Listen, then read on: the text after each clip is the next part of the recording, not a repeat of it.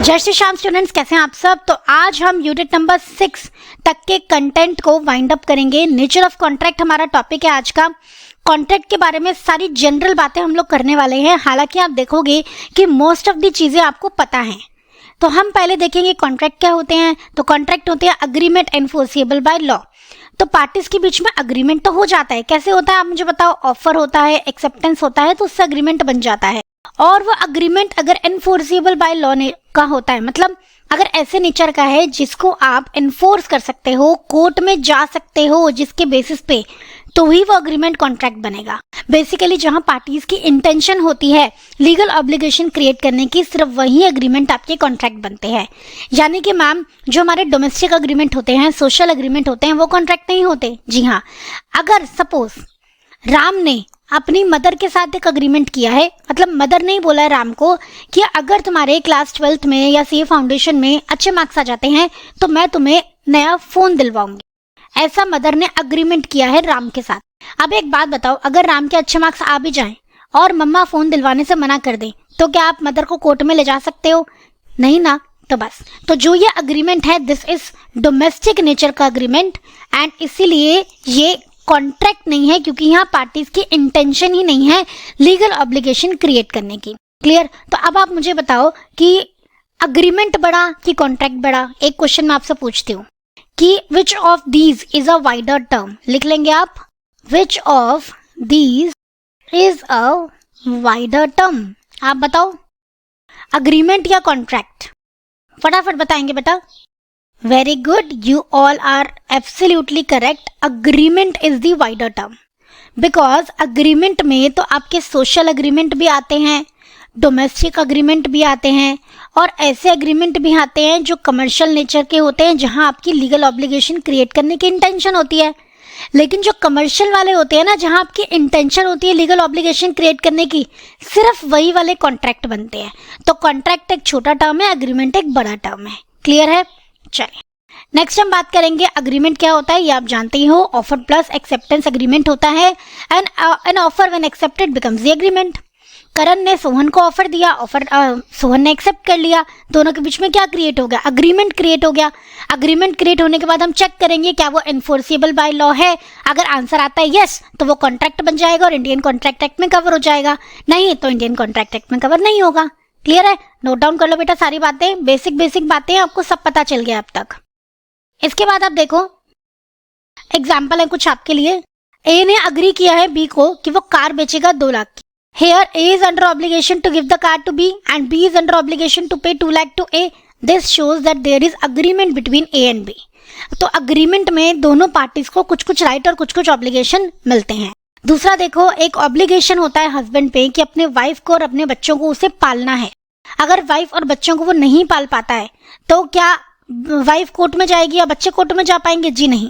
ऐसे obligation social obligation होते हैं और ये इंडियन कॉन्ट्रैक्ट एक्ट से बाहर होते हैं। तो मेन बात ये एग्जांपल्स आपसे कहना चाहते हैं कि जो अग्रीमेंट लीगल ऑब्लिगेशन क्रिएट करते हैं, लॉफुल जिम्मेदारियां क्रिएट करते हैं पार्टीज पे, सिर्फ वही कॉन्ट्रैक्ट होते हैं, बाकी कॉन्ट्रैक्ट नहीं होते और इंडियन कॉन्ट्रैक्ट एक्ट में कवर नहीं होते। तो अग्रीमेंट और कॉन्ट्रैक्ट का डिफरेंस आप लोग देख लेंगे। वेरी इंपॉर्टेंट, डायरेक्ट क्वेश्चन आपसे पूछा जा सकता है। अग्रीमेंट की definition, every promise and every set of promises forming consideration for each other is known as agreement. जब 2 लोग या 2 से ज्यादा लोग एक दूसरे को प्रॉमिस करते हैं तो हर प्रॉमिस या सेट ऑफ प्रोमिसेस, अगर एक से ज्यादा प्रॉमिस किया है तो सेट ऑफ प्रोमिसेस बोल दोगे, जो एक दूसरे के लिए कंसिडरेशन का काम कर रहे हैं। राम ने शाम को वादा किया कि मैं गुड सप्लाई करूंगा, शाम ने राम को वादा किया ओके मैं पेमेंट करूंगा। तो दोनों ने प्रोमिसेस करे हैं, दोनों के बीच में क्या हो गया? अग्रीमेंट। ठीक है? कॉन्ट्रैक्ट की डेफिनेशन क्या है? Agreement that is enforceable by law is known as contract. Scope मैंने आपको बता ही दिया, agreement is a wider term, contract is a narrower term. Agreement wider है क्योंकि इसमें सोशल लीगल सभी अग्रीमेंट आ जाते हैं, और कॉन्ट्रैक्ट नैरोअर है क्योंकि इसमें सिर्फ लीगल वाले अग्रीमेंट आते हैं। Nature, all contracts, all agreements are not contract. सारे अग्रीमेंट कॉन्ट्रैक्ट नहीं बनते। क्यों? क्योंकि जो सोशल वाले अग्रीमेंट होते हैं वो तो कॉन्ट्रैक्ट बनते ही नहीं है। और दूसरा है ऑल कॉन्ट्रैक्ट्स आर अग्रीमेंट, क्योंकि कॉन्ट्रैक्ट बनने से पहले अग्रीमेंट तो सारे के सारे बनते ही बनते हैं। Agreement may or may not create a legal obligation. Contract always creates a legal obligation. तो आई होप ये अग्रीमेंट और कॉन्ट्रैक्ट का डिफरेंस आपको बिल्कुल क्लियर है। बहुत इजी था, नोट डाउन कर लेंगे। नेक्स्ट हम देखेंगे कि एनफोर्सिएबल बाय लॉ होने के लिए क्या क्या कंडीशंस पूरी करनी पड़ती हैं। अग्रीमेंट तक समझ आ गया। अब अग्रीमेंट एनफोर्सिएबल बाय लॉ होना चाहिए ना, तभी तो कॉन्ट्रैक्ट बनेगा। तो section 10 of Indian contract act कहता है कि एक अग्रीमेंट में ये सारी खूबियां होनी चाहिए, तभी वो कॉन्ट्रैक्ट बनेगा।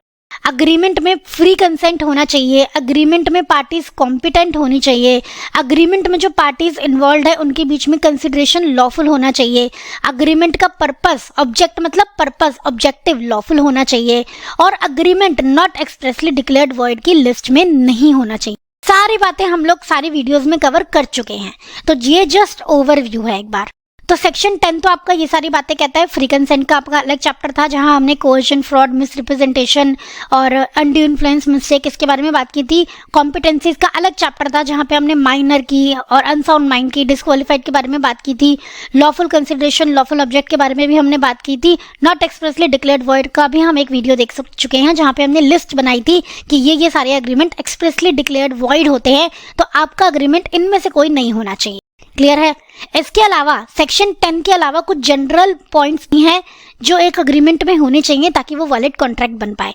तो since section 10 is not a complete and exhaustive section, so there are certain other sections which also contains requirement for an agreement to be enforceable। तो उन sections के आपको नंबर नहीं करने, उनको आप उनसे हमने सारा लिस्ट बना लिया। अभी सेक्शन 10 में ये नहीं लिखा 2 पार्टीज होनी चाहिए, पर 2 पार्टीज तो होनी चाहिए मिनिमम। सेक्शन 10 में ये नहीं लिखा कि इंटेंशन होना चाहिए, ऐसा साफ साफ नहीं लिखा, तो लेकिन इंटेंशन होना चाहिए। सेक्शन 10 में ये नहीं लिखा कि लीगल फॉर्मेलिटी पूरी करोगे तभी कॉन्ट्रैक्ट एनफोर्स कर पाओगे, पर ये तो ऑब्वियस है ना, legal formality, paper work complete होगा तभी तो लीगल ऑब्लिगेशन क्रिएट होगी। दूसरा, मीनिंग सर्टेन होना चाहिए, क्लियर होना चाहिए, ये बात भी सेक्शन 10 में नहीं लिखी पर होनी चाहिए। जो आपका अग्रीमेंट है वो बिल्कुल क्लियर होना चाहिए, किसी भी तरह की कोई कंफ्यूजन नहीं होनी चाहिए पार्टीज के माइंड में।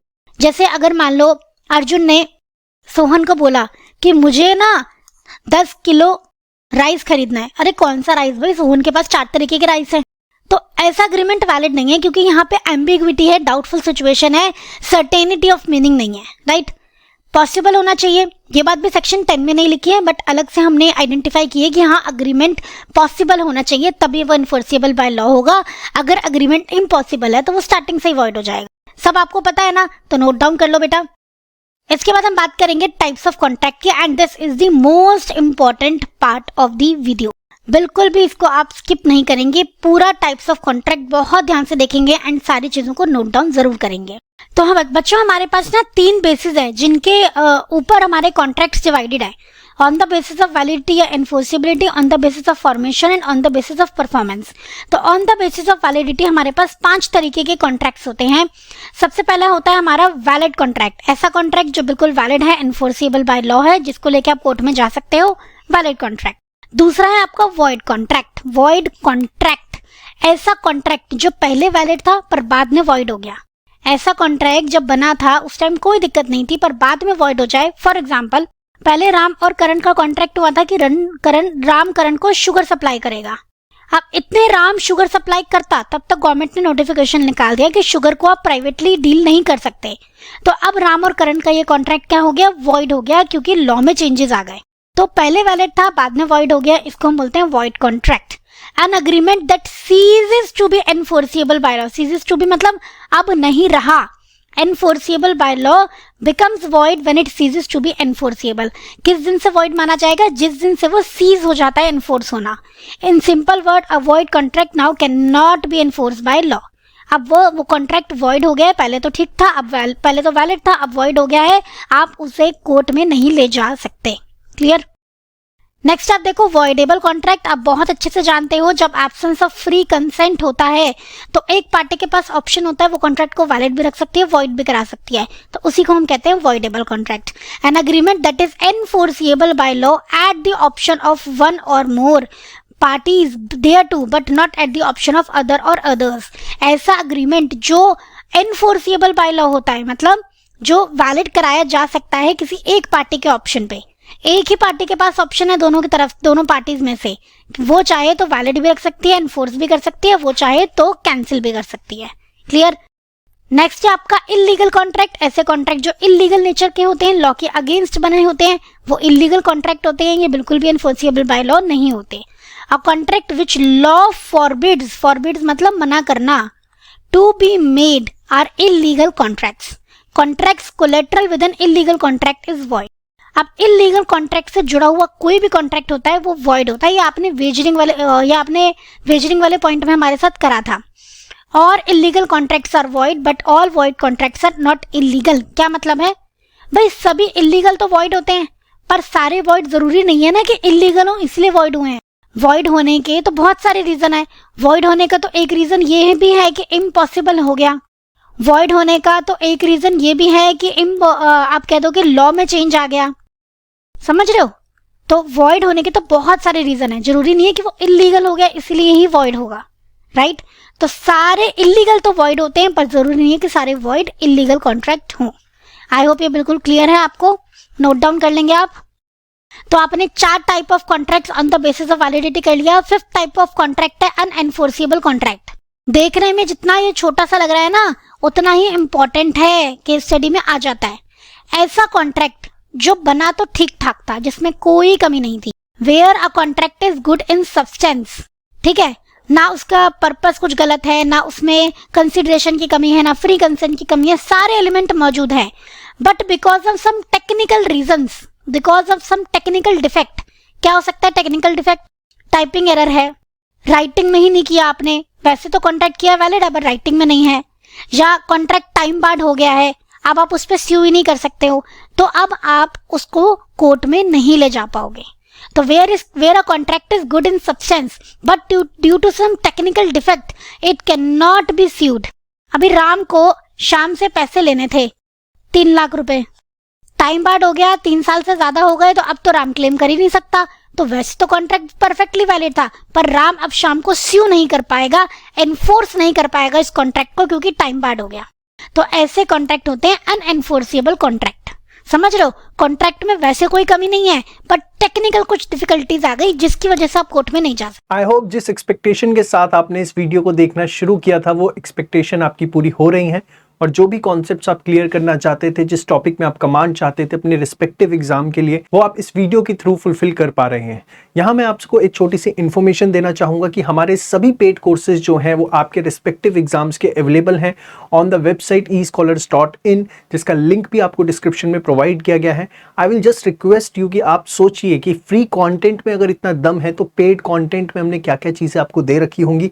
एक बार आप जाके हमारी वेबसाइट ज़रूर विजिट करें eScholars.in और आप विश्वास मानिए नर्सरी के स्कूल से भी कम फीस पर हमने आपको वीडियो लेक्चर्स जो है आपके एग्जाम के लिए प्रोवाइड करवा रखे हैं and much of premium quality. Thank you so much. आइए बच्चे टाइप्स ऑफ कॉन्ट्रैक्ट्स को कंटिन्यू करते हैं। तो on the basis of formation हमारे पास होता है एक्सप्रेस कॉन्ट्रैक्ट, इम्प्लाइड कॉन्ट्रैक्ट, आपका टैसिट कॉन्ट्रैक्ट। नेक्स्ट है बच्चों आपका, एक मिनट रुकेंगे, quasi contract and 5th number पे आपका ई कॉन्ट्रैक्ट। तो on the basis of formation भी हमारे पास 5 तरीके के कॉन्ट्रैक्ट्स होते हैं। फॉर्मेशन का मतलब है बनावट के आधार पे, कैसे बना है उसके बेसिस पे। तो एक्सप्रेस कॉन्ट्रैक्ट जहां कॉन्ट्रैक्ट वर्ड्स का इस्तेमाल करके बना है चाहे बोल के चाहे लिख के, एक्सप्रेस कॉन्ट्रैक्ट।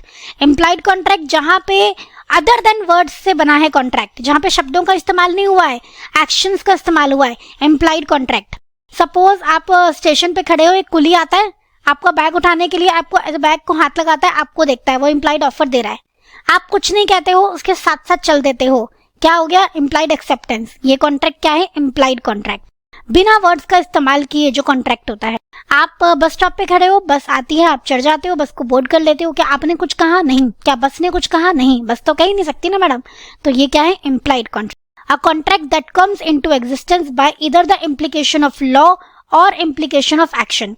चाहे लॉ की वजह से अगर आप लोग कॉन्ट्रैक्ट में आए हो, चाहे अपनी हरकतों की वजह से आप लोग कॉन्ट्रैक्ट में आए हो, लेकिन बिना शब्दों के आप कॉन्ट्रैक्ट में आए हो तो इम्प्लाइड कॉन्ट्रैक्ट होते हैं।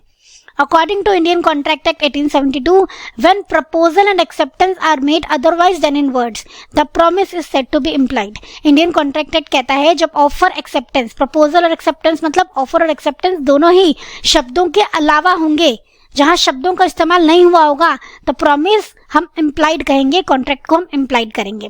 अब एक चीज आप देखो, यहाँ पे लिखा है इम्प्लाइड कॉन्ट्रैक्ट लॉ की वजह से भी एक्शन में आ सकते हैं। तो बेसिकली वो कह रहे हैं क्वाजी कॉन्ट्रैक्ट भी आपके इम्प्लाइड कॉन्ट्रैक्ट की तरह ही होते हैं, वहां पे भी आप शब्दों का इस्तेमाल नहीं करते हो, आप जानते भी नहीं हो दूसरी पार्टी को। ठीक है, अभी आप समझा है ना आपने क्वाजी कॉन्ट्रैक्ट क्या होता है। सपोज आपका वॉलेट गुम हुआ, दूसरी पार्टी को मिला, क्या आप लोगों ने कोई बातचीत करी? नहीं करी, फिर भी आप लोग किसी कॉन्ट्रैक्ट में आ गए ना, तो क्वाजी कॉन्ट्रैक्ट भी देखा जाए तो इम्प्लाइड कॉन्ट्रैक्ट का ही एक तरीका है। नेक्स्ट आप देखो, थर्ड नंबर ऑफ कॉन्ट्रैक्ट होता है बेटा आपका टैसिट कॉन्ट्रैक्ट। टैसिट कॉन्ट्रैक्ट भी इम्प्लाइड कॉन्ट्रैक्ट की तरह ही होता है, इसमें भी शब्दों का इस्तेमाल नहीं होता, पर इसमें ना मशीनों का इस्तेमाल होता है। जैसे आप एटीएम से पैसा निकाल रहे हो, वेंडिंग मशीन समझते हो, जहां पे आप कॉइन डालते हो, कूपन डालते हो और सामान बाहर आ जाता है, तो वेंडिंग मशीन से पैसा निकाल रहे हो, वेंडिंग मशीन से सामान निकाल रहे हो, एटीएम मशीन से पैसा निकाल रहे हो, या फिर ऑक्शन सेल में जो ऑक्शनियर है वो हैमर को फॉलो करता है, ये सब क्या है? Tacit contract. क्या वो ऑक्शन सेल में जो ऑक्शनियर है वो कुछ कहता है? कुछ कहता नहीं है, बस हैमर फॉलो करता है।